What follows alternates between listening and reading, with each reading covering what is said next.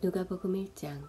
자신들의 삶으로 이 말씀을 섬겼던 최초의 목격자들이 전해준 보고를 바탕으로 우리 가운데 일어난 성경과 역사의 놀라운 추수 이야기를 정리하려고 손을 댄 사람들이 아주 많았습니다. 이야기의 발단부터 시작해 모든 보고를 아주 자세히 살펴본 나도 데오빌로 각하를 위해 모든 것을 상세하게 기록하기로 했습니다. 이로써 각하께서는 그동안 배운 것이 믿을 만한 것임을 확실히 알게 될 것입니다. 유대왕 헤롯이 다스리던 때에 아비야 반열에서 직무를 맡은 제사장이 있었다. 그의 이름은 사가랴였다. 그의 아내는 아론의 후손으로 이름은 엘리사벳이었다. 이들 부부는 주의하여 계명의 도를 지키고 하나님 앞에서 깨끗한 양심을 품고서 바르게 살았다. 그러나 엘리사벳이 임신을 할 수 없어 그들에게는 자식이 없었고 이미 나이도 많았다.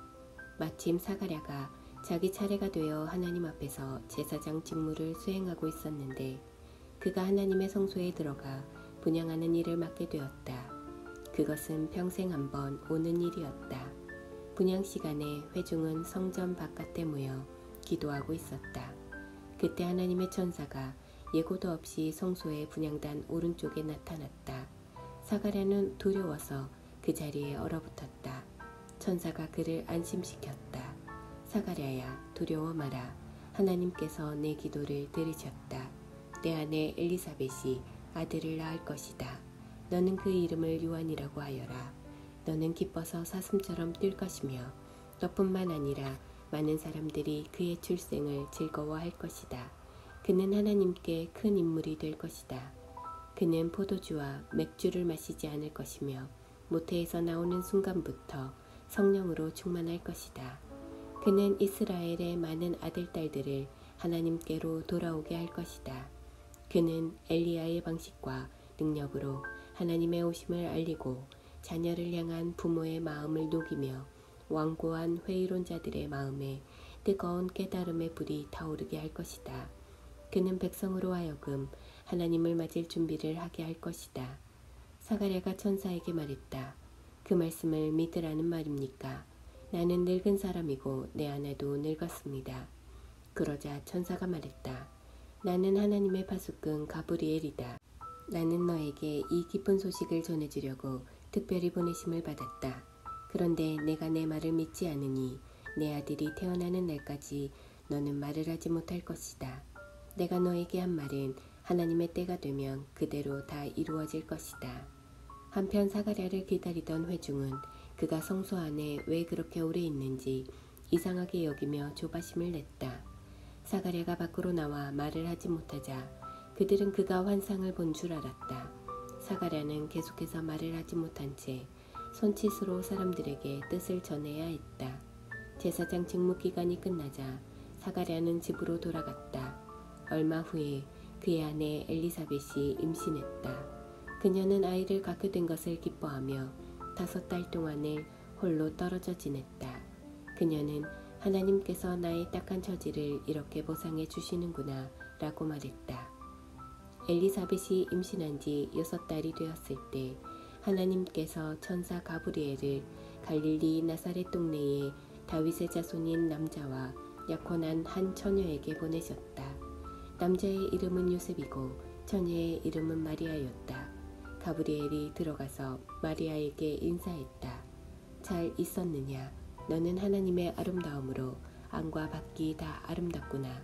하나님께서 너와 함께 하신다.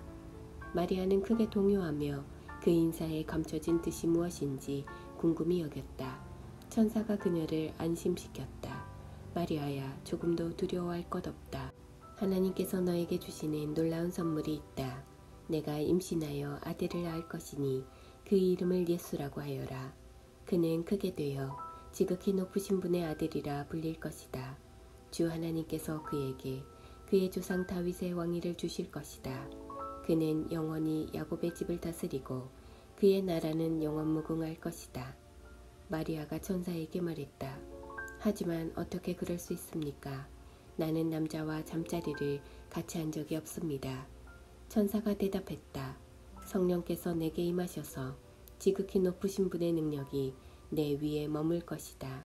그러므로 내가 낳을 아기는 거룩하신 분 하나님의 아들이라 불릴 것이다. 너는 내 사촌 엘리사벳이 늙은 나이에 아이를 가진 것을 알고 있느냐? 모두가 아이를 가질 수 없다고 하던 그녀가 임신한 지 6달이 되었다. 보아라, 하나님께는 불가능한 일이 없다. 마리아가 말했다. 이제야 모두 알겠습니다. 나는 섬길 준비가 된 주님의 여종입니다. 당신의 말씀대로 내게 이루어지기를 원합니다. 천사가 그녀를 떠나갔다. 마리아는 잠시도 지체하지 않았다. 그녀는 일어나 유대 산지의 한 동네로 가서 곧장 사가랴의 집을 찾아가 엘리사벳에게 문안했다. 엘리사벳이 마리아의 인사를 받을 때에 그녀의 뱃속에서 아기가 뛰놀았다. 엘리사벳은 성령이 충만하여 뜨겁게 노래했다. 그대는 여자 가운데 참으로 복되고 그 뱃속의 아기도 복되다. 내 주님의 어머니가 나를 찾아오다니 이 큰 복이 어찌 된 일인가. 그대의 문안하는 소리가 내 귀에 들리는 순간 내 뱃속의 아기가 마냥 기뻐서 어린 양처럼 뛰어놀았다. 하나님께서 하신 말씀을 믿고 그 말씀대로 다 이루어질 것을 믿은 여자는 복되다. 마리아가 말했다. 하나님이 들려주신 복된 소식으로 내 마음 터질 듯하니 내 구주 되신 하나님의 노래로 기뻐 춤추리라. 하나님이 나를 주목하심으로 무슨 일이 일어났는지 보라. 나는 이 세상에서 가장 복된 여자다. 하나님이 내게 행하신 일 영원토록 잊지 않으리. 다른 모든 것과 구별되시는 하나님, 그 이름 거룩하시다. 그 앞에 두려워 떠는 이들에게 그의 잡이 물밀듯 밀려오네. 그가 팔을 뻗어 능력을 보이셨고 거만 쓸에 허세 부리는 자들을 흩으셨다. 오만한 폭군들을 내리치시고 고통당한 이들을 진창에서 건져내셨다. 가난하고 굶주린 사람들이 잔치상에 앉으니 야멸친 부자들이 냉대를 당했다. 기억하셔서 풍성한 잡이 드높이 쌓으시며 택하신 자녀 이스라엘을 품으셨다. 아브라함으로 시작해 지금까지 약속하신 대로 그의 자비가 정확히 이루어졌다. 마리아는 3달 동안 엘리사벳과 함께 있다가 자기 집으로 돌아갔다. 출산일이 되어 엘리사벳이 아들을 낳았다. 이웃과 친척들은 하나님께서 그녀에게 베푸신 큰 자비를 보고 함께 즐거워했다. 8일째 되는 날 그들이 아기에게 할례를 행하러 와서 그 아버지의 이름을 따서 아기의 이름을 사가랴로 지으려고 했다. 그러나 엘리사벳이 끼어들었다. 아닙니다. 이 아이의 이름은 요한이라고 해야 합니다. 그들이 말했다. 하지만 당신네 집안에는 그런 이름을 가진 사람이 아무도 없지 않습니까?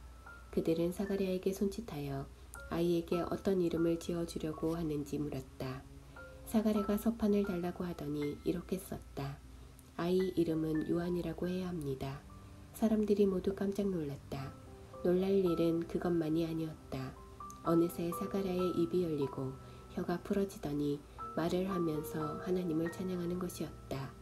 깊은 경외심이 이웃을 덮었고 유대 온 산지 사람들이 온통 그 이야기뿐이었다. 이야기를 들은 사람들은 모두 그 일을 마음에 새기며 놀라워했다. 이 아이가 장차 어떤 사람이 될까? 하나님께서 이 일에 함께 하신 것이 분명하다. 사가랴가 성령이 충만하여 이렇게 예언했다. 이스라엘의 주 하나님을 찬양하여라. 그가 오셔서 그 백성을 자유케 하셨다. 그가 구원의 능력을 우리 삶의 중심에 그의 종 다윗의 집에 두셨으니 그의 거룩한 예언자들을 통해 오래전 약속하신 말씀 그대로 우리를 원수들과 우리를 미워하는 모든 손에서 건지셨다. 우리 조상에게 자비를 베푸셔서 말씀하신 것을 기억하고 행하셨으니 곧 우리 조상 아브라함에게 맹세하신 대로 적진에서 우리를 구하셨다. 우리로 하여금 세상 걱정 없이 그분을 예배하며 사는 날 동안 그분 앞에 거룩하게 하셨다. 지극히 높으신 분의 예언자인 내 아기여, 너는 주님 앞서가서 그의 길을 예비하고 그의 백성에게 구원과 죄 용서의 소식을 전해줄 것이다.